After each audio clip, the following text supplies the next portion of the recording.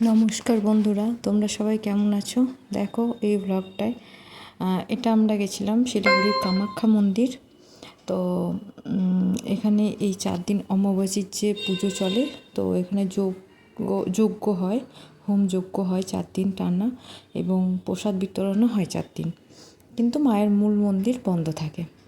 এখানে মন্দির বলতে এই যে মা তারা, বিভিন্ন শক্তিপীঠের সমস্ত মায়ের ছবি এখানে আছে। আর যে গাছটা আগে দেখলে, ওই গাছটাই হচ্ছে অ্যাকচুয়ালি মা কামাখ্যার প্রতীক।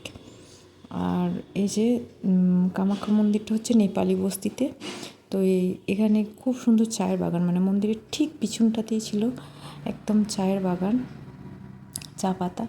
খুব ভালো লাগছিল দেখতে, মানে ভিউটা সামনে থেকে দেখলে অসাধারণ, খুব সুন্দর। আর সেদিন আকাশটাও ছিল পরিষ্কার, তো যার জন্য খুব ভালো লাগছিল দেখতে। এখানে কতটা বোঝা যাচ্ছে জানি না, কিন্তু সামনে থেকে খুবই ভালো লাগছিল। তো যাই হোক, দেখো আমরা মোটামুটি মন্দিরে ঘুরে প্রণাম করে তারপরে আমরা প্রসাদ নিয়ে বাড়ি এসেছিলাম।